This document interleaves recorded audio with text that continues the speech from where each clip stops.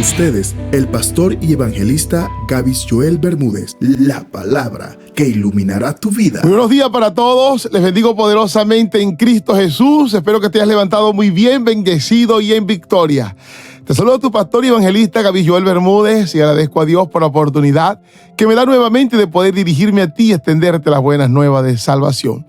Hoy es martes y como ya algunos conocen, saben que es martes de estudio de libros poéticos.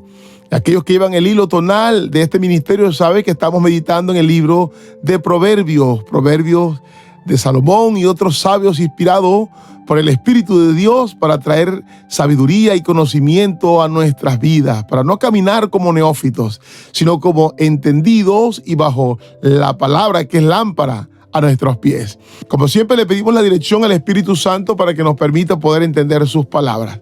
Hoy nos toca meditar exactamente en el Proverbio capítulo 8, que tiene por título Excelencia y Eternidad de la Sabiduría.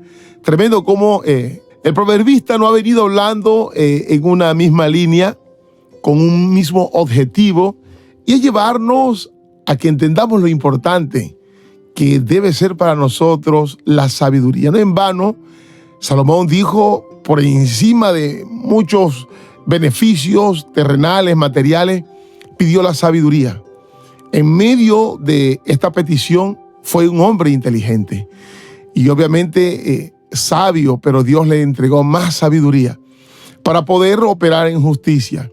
Mientras vamos a leer este capítulo, nos vamos a dar cuenta que si tenemos la sabiduría divina, ella nos dará todas las herramientas para cualquier otra cosa que deseemos en el mundo. Así que vamos a entrar en materia, vamos a dividirlo en dos partes, ya que es un salmo extenso, y lo vamos a hacer tal como hicimos el capítulo anterior. Vamos a leer pequeñas partes y vamos a desarrollarlo. Del verso 1 en adelante dice: ¿no clama la sabiduría y da su voz a la inteligencia? En las alturas junto al camino, a las encrucijadas de las veredas se para. En el lugar de las puertas, a la entrada de la ciudad, a la entrada de las puertas da voces. Con la misma intención del capítulo anterior, el proverbista nos quiere mostrar, ilustrar la sabiduría como si fuera una persona. Y si nos vamos un poco a imaginarnos cómo sería esta persona, la podríamos ilustrar como una mujer noble, bella, servicial. Entonces, de esta manera podemos entender un poco más lo que el salmista dijo en el proverbio anterior. ¿Se acuerda que hablaba de la mujer de labios seductores? Entonces, ¿por qué el proverbista hablaba de la sabiduría y de repente comenzó a hablar de la mujer que seduce con sus labios y que sus caminos llevan a la muerte eterna, al Seol? Es que de alguna manera nos está mostrando ilustrativamente, metafóricamente, la inteligencia, la sabiduría, como esa mujer noble, servicial, pero muestra el otro contraste de esa mujer seductora, perversa, que aunque puede hablar de manera literal, también puede hablar de manera simbólica, como aquellos que son seducidos por la mentira de este mundo, por aquellos que son falta de inteligencia, y por causa de ella van a este destino de condena eterna. De hecho, vamos a leer un versículo más adelante que nos va a confirmar que así es. De hecho, recordando un poco en este capítulo 7, y de hecho los capítulos anteriores siempre habla que esta mujer perversa se mueve en la noche, al igual que el malvado, y una conexión con las tinieblas. Y si volvemos a este mismo ejemplo, nos damos cuenta que una mujer decente, por lo general, se mueve públicamente, habla verdad directamente y con autoridad. Pero la mujer perversa se mueve en el atardecer, ya en la noche, habla falsedades y se mueve encubiertamente. Obviamente esta mujer malvada sabe que en lo que está caminando, sabe en el mundo de oscuridad que se encuentra. Así es el malvado, que tampoco duerme con tal de planificar la manera de conseguir sus logros personales, sus logros banales que prontamente perecerán juntamente con la vida. Todo aquel que anhele la vida, primeramente tiene que anhelar la sabiduría, para que esta misma sabiduría le permita caminar en prudencia, en la verdad, en el día, claramente, directamente, sin ninguna culpa, con paz, con tranquilidad, porque sabes que está caminando por la senda de justicia. Es un camino estrecho, por supuesto, pero es el que nos lleva a la salvación eterna. Por eso el Señor Jesucristo le dijo a sus discípulos: ustedes no son de la noche, ustedes son del día. Ahora, reconectando nuevamente con este capítulo 8, cuya intención es de enseñarnos lo importante de la excelencia y eternidad de la sabiduría, que permanece para siempre. Me encanta cuando dice: en las alturas junto al camino, a las encrucijadas de las veredas, se para. Mire, esto nos ayuda a entender rápidamente que esta sabiduría, como la hemos figurado como una persona, grita de todas las maneras amplia y posible para ser escuchada. Tanto así que se pone inclusive junto al camino, seguramente a ese camino que va a la perdición, porque el Señor dice que Él no quiere que nadie perezca.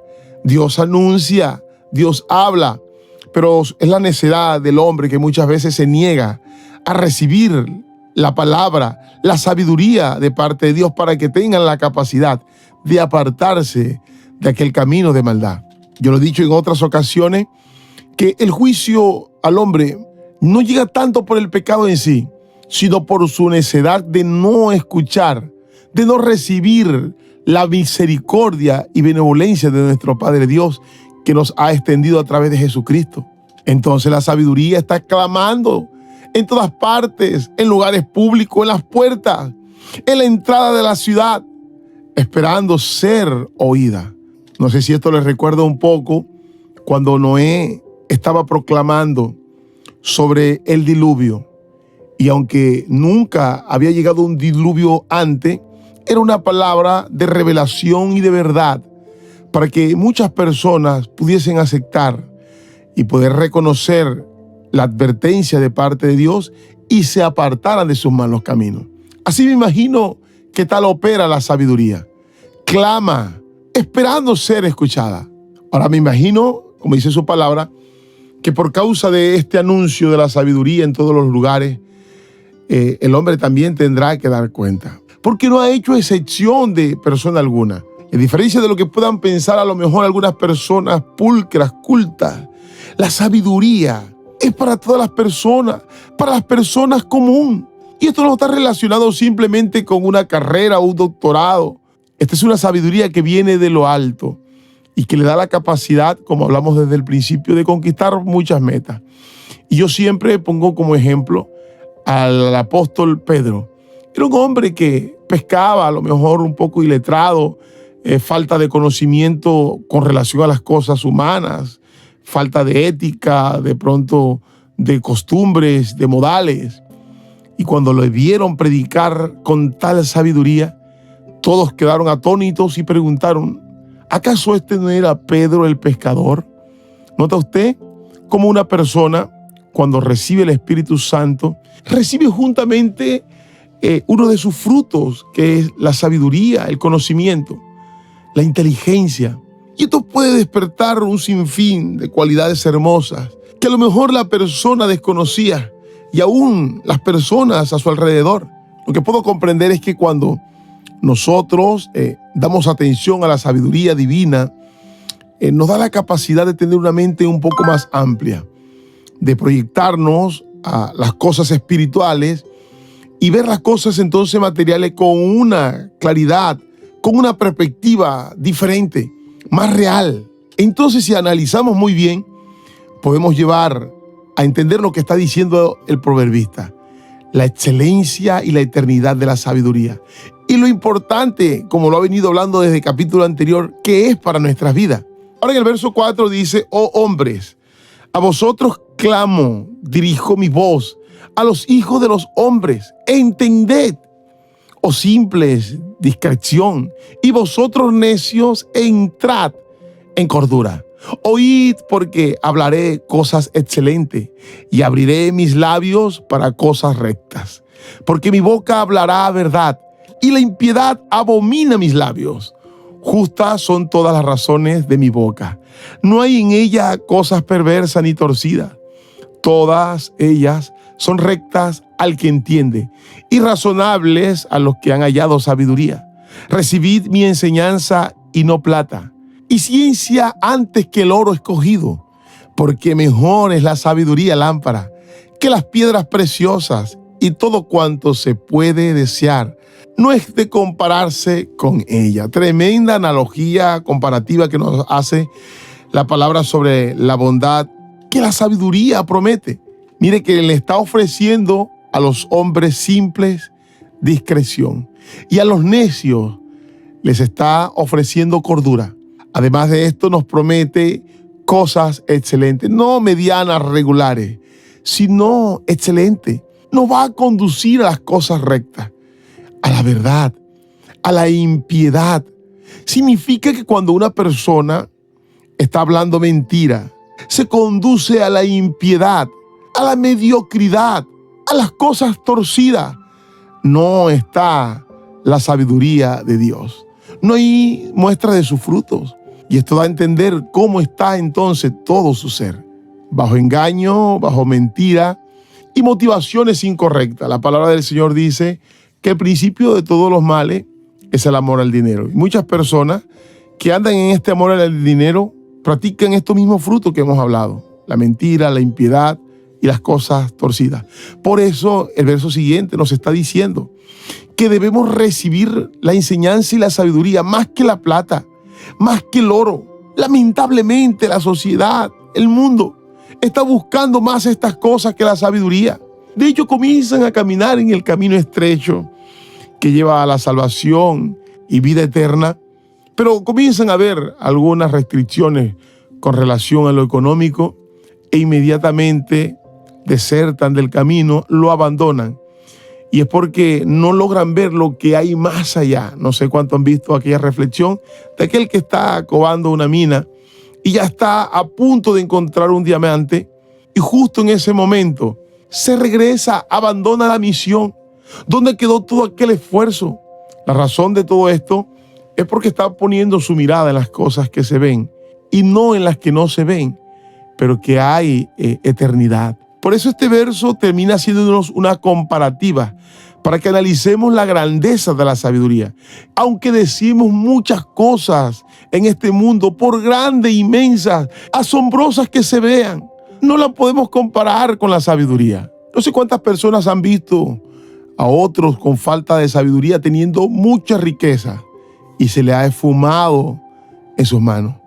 Pero también hemos visto otras personas llenas con la sabiduría, no de terrenal, hablemos de esa que viene de Dios, y han logrado multiplicar aquello poco en mucho.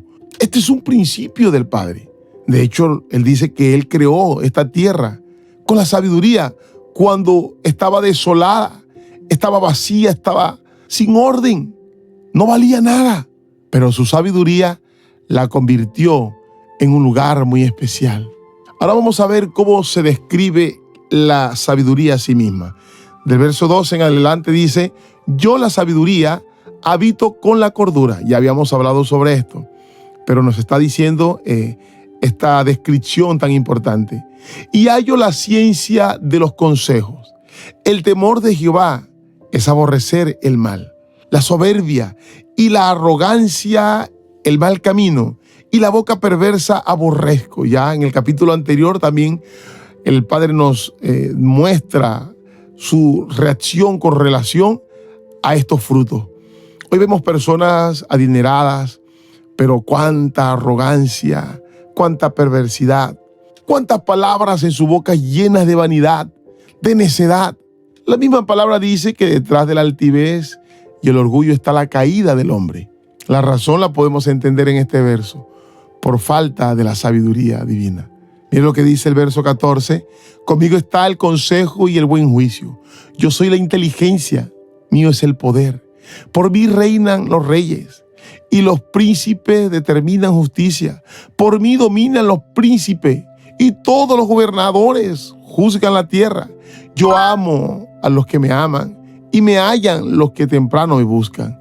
La riqueza y la honra están conmigo. Riquezas duraderas, nación santa, no esas que son efímeras. Y dice, y justicia, mejor es mi fruto que el oro.